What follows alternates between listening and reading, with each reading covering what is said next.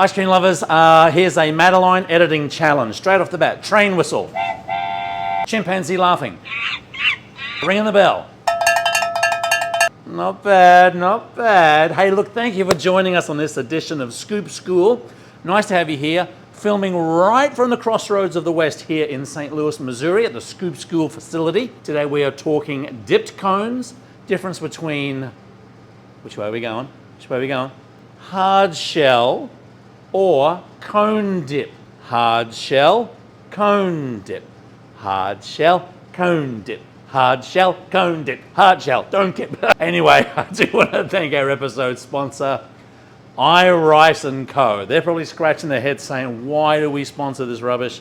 I'll tell you why, because there's no one else on the internet that is helping you become successful in the ice cream business like the self-appointed headmaster here. Anyway, thank you for your episode sponsorship, Rod and the crew at iRice. Their link is down below here. So I don't know how everybody else does it, but this is the way we do it. We have our cone Poffergy shake station over here. 2 number 10 can warmer here. Product is from Server. Great little thing. We use this all the time. Now, we have our waffle cone dip on this side.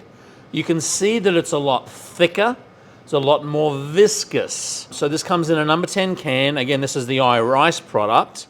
And then on this side, a little bit more runny, is our hard shell.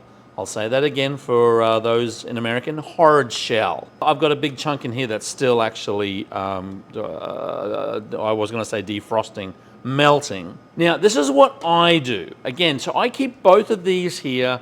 I find them to be very helpful if they're in the same container. You'll see on the back that there is a temperature gauge, turn this around, and it basically goes from hot to low or high to low. Some models actually have the Fahrenheit temperature reading on here, but when I put them in this warmer, and there's an element that simply runs around the back of the warmer, I put it on high or close to high until it liquefies, and then I basically bring it down almost as low as you can. If it's too high and both of those products are too hot, they will just simply slick off the product, and you don't want that. You want it to kind of grab. So I turn it back down to low now that I know that it's nice and liquidy, and then we'll turn this back around again, a little bit hot. Again, I keep one of these stainless spoons in here just to give it a bit of a stir as you go. And you can even see kind of a close-up here, kind of the difference in viscosity between the two. This is designed with a little bit more oil into it, takes a little bit more time to set. It's designed to have a waffle cone dipped in here and still remain moist and pliable enough so you can sprinkle nuts and whatever you want on it, sprinkles and so forth. This here, again, is designed to go hard instantly on cold ice cream contact. So if you are in the cone section here, whether you're using your traditional roller, like we have here, our cone roller and mandrel, or whether you're using your Conegenie, we've featured this here before. In fact, Madeline, I'll get you to put a link to that down below. Regardless, you're going to get a cone that kind of comes out, hopefully looking like this, beautiful golden brown, no hole in the bottom. And if you're using the cone dip, you may want to label them on the front here to make sure that you've got the right ones here. You'll dip, I generally dip just down past where these two portions of the cone meet, just past that. Again, you'll bring it up, wait for it to stop dripping. Now, it's up to you. You can kind of shake it off a little bit. I shake it off, I shake it off. I know the era tour is going. I've seen Taylor jump into her stage and swim along. I've seen it. Anyway, once you've basically dripped the most of that off, you can see how beautiful and glossy that is.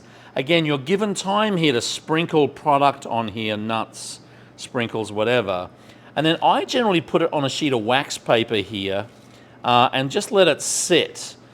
You'll find that it'll continue to drip a little bit. That's fine. You want to make sure there's no sharp edges on there. So that's the cone dip. Again, that's on this side. It's the waffle cone dip. The hard shell is something a little bit different. So this is our number 22 Joy Cake Cone. Can I tell you something a little bit outrageous? You don't see too many ice cream shops do it, and I don't know why. You could take this cone and actually dip it as well down to that first rim. Honestly, I don't know why most stores don't do this. It's going to go firm. Again, you might want to roll this and nut sprinkles, whatever. Put this down on here as well, because that's going to firm up nicely, and you'll be able to put ice cream on a dipped wafer cone, or I should say cake cone. So I'm going to take this and have it magically appear with ice cream. Shing! There you go. What have we got here? Looks like black raspberry cheesecake. So you're going to take this cone. When you put the ice cream on the cone, really need to make sure that you're pushing it down into the ribbing there. That's what it's for. You push your hard scoop or your scooped ice cream down into that ribbing so it holds. You do not want to drop this ice cream into your cone dip. A little bit of residue is fine. If the whole thing drops in, that can is Dunskies. Hold it upside down, make sure it's going to hold. We'll dip that in just on the cold portion. Let it stop dripping. And there you have a chocolate dip. You can see it's going kind of from glossy to matte in some of the areas there. So that'll get quite brittle. And again, you can do that with scooped ice cream, custard, you can do it with soft serve. That's this side here, your cone dip or hard shell. Waffle cone dip or hard shell. Now, we get a lot of people asking about how do you keep these, how do you keep them warm? There are so many people that say speak to the manufacturer or speak to your local health department. What I do in order to keep a consistent temperature, once I have it fluid like this, I keep it at this temperature all day. And we constantly go in here and dip waffle cones, dip the hard shell process. If I know I'm going to go through it within the next day or two, then I'll just keep it at its low temperature day after day after day. If I know I'm going to have some hiatus or it's going to be slow on Monday, Tuesday, I can always just shut that off. Can put the cone, the number 10 cans in the fridge if you would like. Again, I would talk to the manufacturer about that. But look, that's just a very simple overview difference between waffle cone dip and hard shell. Look, I'm interested in what you do and whether you use any of this equipment. Leave a comment down below. We love reading comments. We respond to a lot of comments.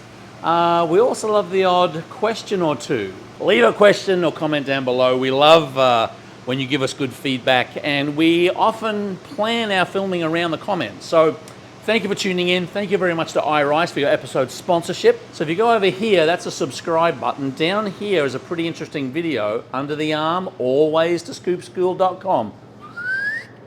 Keep on scooping. See you in the next video.